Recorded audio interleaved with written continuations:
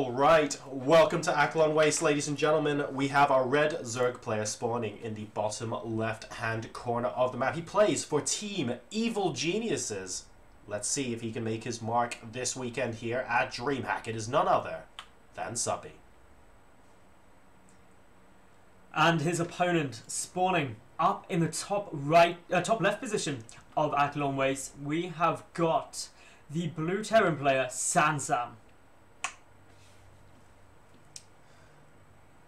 Cool stuff indeed. Now, of course, these players I don't think have met before, especially not in an offline tournament. SanSan mentioning in the lobby and in chat before the game started as well that he had an awful lot of respect for Suppy, and he almost basically said things like it's a real honor to play him and stuff like that, but what he needs to not do right now is be intimidated. I mean, he's really enjoying himself here at the LAN, and you can tell he's a little bit in awe of some of the big players here, but I'm hoping that SanSan takes this opportunity to step up to the plate and say, you know what? I can go toe-to-toe with some of these guys, and I'm going to show us some great games today. And I think as long as he uses that attitude going into his games this weekend, even if he goes out in the group stages, I think he'll have made a good showing. And I'm really rooting for an underdog victory somewhere this weekend. This could be one of them. It certainly could be one of them. And as we see, he's getting a gas down nice and early on. So likely to be going for a Reaper opening here. That's up against Suppy, who's going hatch first. Completely normal up against the Terran player. Now this Reaper mainly is going to give SanSan a bit of early map dominance. A little bit of scouting information. And he can follow that up quite nicely with an expansion, assuming things go to standard plan. Suppy, on the other hand, he's just got to really wait to see what SanSan's going to be committing to. Whether he's meching, whether he's going for biomine, to get a good feel for what kind of strategy he's going for in the mid-game. Definitely. I think things have started off very relaxed here almost, I want to say. We don't have any prompt cheeses from either player. We can see Suppy now going for his first gas as well. Straight after going for the spawning pool, things looking pretty hunky-dory. The first Reaper is about to pop out. Pardon me, is that a second one there? No, it's actually second SCV. So we're going to have some bunkers down here at the natural expansion. And it is worth noting, by the way, that Suppy doesn't have an overlord here. So he doesn't see this at the moment, but he is going to send a drone down and he will know exactly what's going on in just a second. But those bunkers are placed in such a brilliant position. We can see that it's going to be really hard to get the surface area needed to try and stop those. The SCV is going to get focused, but the top one actually started first. That's and right. Isn't getting focused down, so that should be able to finish. And as we see, the first Reaper making its way into the natural base right now. Yeah, and the bunker really... well, ooh, very nice save on the drone there from Suppy. The drone basically attacking, I almost want to say, the wrong bunker. There might have been a chance he could have stopped the one on top going down, but we're never going to know right now. The drone getting saved does become a spine crawler up at the front here, as we can see. Couple of lings out now, and we've got queens on the way as well. So with 4 more lings, I'm not sure how long this is going to last. Yeah, it's the sort of thing when you go for a Reaper with a bunker, it will take so long to knock out this hatchery. And game sounds are now enabled. I was wondering what was going on there. That was the classic day 9 mistake there. But that's fine. That's fine. We've got the bunker just slowly chipping away. The second Reaper is going to try and come up, but good positioning of that queen. Ooh. And the lings nicely shut down there by Suppy. And SanSan, he's not going to be able to kill that hatchery, put simply. So it's just delaying mining time. So it turns out, Maddles, that this game sounds a lot better with guns and explosions. I've just worked that out. Amazing realization there. But we do have it back now. The spine crawl is going to root. Note that these lings are actually going for a little bit of a cross-map reconnaissance mission at the moment. We have Zergling speed still about 40 seconds away from completion. And between the spine crawler and the queens, this will get taken out. Yeah, this is all good. And also the counter-attack of Zerglings that he pointed out, that's actually going to be really frustrating for SanSan to deal with. He's only got 2 Marines there to defend, and that bunker is not up in a defense position. Definitely going to do some damage here. And Suppy, this is exactly what he needs. It should... Oh! That would have been... Oh, yeah. And the Marines aren't quite inside the minerals as well, so they get taken... That's really annoying, because if the command center finished, you could at least lift it and fly it straight back. And now, all of a sudden, it's a little bit of a time bomb situation. He doesn't want to have to cancel that command center when it's literal... Look, it actually says it's at 100% This is so smart. He's sending the SCV down just to finish it up so he can lift it. Nicely done there, SanSan. And so that actually minimized the damage this attack did, but it is still going to be delaying his economy. But remember, of course, with that bunkers at the natural base, he delayed mining time in the natural base of Suppy too. So as long as he doesn't die here, not too much lost. Oh, the reactor is looking pretty dangerous. 2 SCVs being sent to repair, and the DPS from the Zergling is not... Is it going to be high enough? It's around 40 hit points, and it looks like those two SCVs just about saving the day on that reactor. These legs are going to have to go out. Suppy's going to be feeling pretty comfortable right now. Maybe slightly annoyed that he didn't force the cancel on the command center, because it felt like he was so close. And that would have actually caused SanSan to be even further behind. But as it stands, SanSan, he's going for the starport now as well, and the armory is nearly complete. So he will be able to get a couple of Hellbats out very shortly, try and establish a little bit more map control, because so far, Suppy's just all over the place. And he's taking his third base too. He knows that there's no natural base down, but the command center did finish. He wants to stay a base up. He's happily getting down the double upgrades, melee and carapace. So going for that kind of very common Zergling, probably Baneling into Mutalisk style, which is all good. Everything's fine there. Putting down Spore Callers too, which means that he will be able to shut down these Hellbat drops if they do come in too aggressively. But for the moment, Suppy, he's not got too much to worry about. Rotor on there too. Everything just piecing together just as he'd like. Yep, I think at the moment it's pretty useful to take stock of where we are. Note that the supplies are looking pretty much in favor of Suppy at the moment. He's at 53 supply versus 38, and his worker supply is far ahead as well, 42 to 27.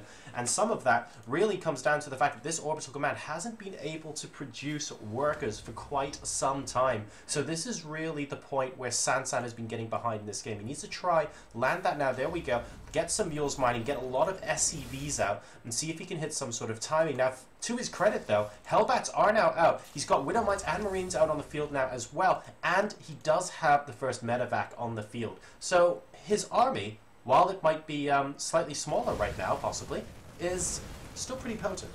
It is, and just take a look at the one thing which I would say is really positive for Suppy is look at his overlord spread around the minimap. He has got great vision of any angles the drops may be coming in, so he's prepared for those Hellbat drops should they come, and can hopefully get himself in a good position to defend it. He's also getting some roaches out, so he's ready to go and put on some pressure himself. But yeah, there we go, first medevac drop on its way forward. And it is going to get scouted very early on by a single speedling there, and this should give Suppy ample time to prepare. But behind this, SanSan, two factories on their way out, he's fully meching up, and those 1-1 upgrades aren't going to be ideal to go up against that. When you go for bio-mine style, really fast timing attacks, they can really be affected by things like the natural expansion getting delayed, which is what we saw in this game. Going back into mech might give SanSan a little bit more time to get back on parity here. The Hellbat drop going inside the main, it looks like that, yep, the medevac is going to go down. A decent number of drones have been roasted thus far, though. Is this one going to go as well? The one on Guess Who? That's a lot of links that might get roasted here. And a decent number do go down. 4 workers killed at the moment. We take a look at the resources lost. SanSan, though, has lost significantly more this game. He needs to do a bit more to try and bring himself back on even ground. Now, the one thing that is concerning me for SanSan is that Suppy has nearly got his Spire down. In terms of anti-air available to the Terran player at the moment, he's got a handful of Widow Mines and a couple of Marines, and that is all. So he's really vulnerable to Mutalisk harassment if it does come in and if Suppy commits to it. There's no missile turrets down. I don't even think there is an engineering bay, but as I say that, one just gets queued up. So SanSan can hopefully get down missile turrets in time, because otherwise he could take a lot of damage from Muta harassment. Yeah, the upgrades from Suppy as well as the creep spread are doing really, really well right now. Ooh, very nice. I like that. Taking out the Ling at the watchtower. So Suppy has to be a little bit careful of drops coming in at this north position now, because he knows he's lost that vision. And look at that, instantly moving the roaches over here. Very, very smart play. But right now, SanSan, he's actually just picking off creep tumors really with these Hellbats. There's not too much else he can do, because Suppy just seems so well prepared.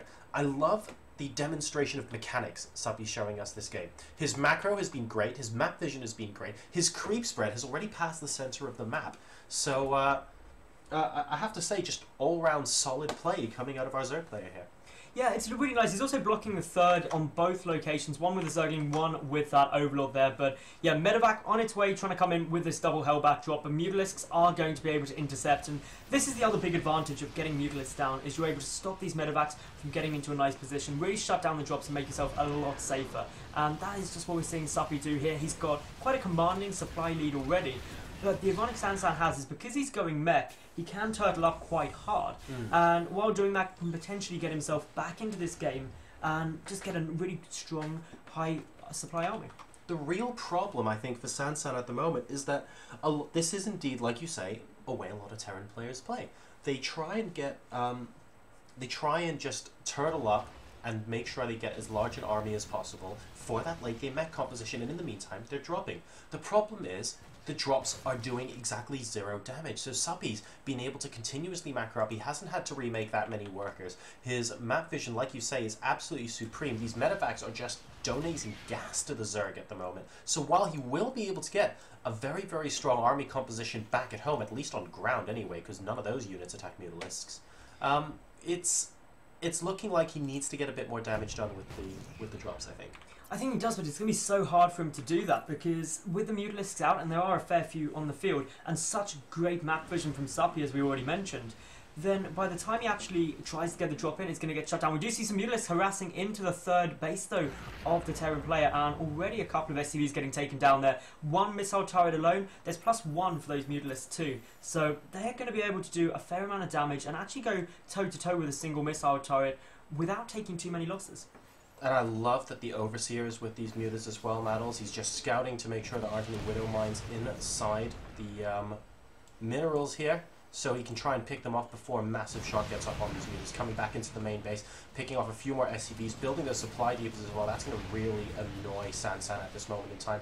One of those mutas almost going down. He's even going to pick apart the engineering bay, and this means no additional missile turrets are going to get constructed. There we go, just managing to pick that up.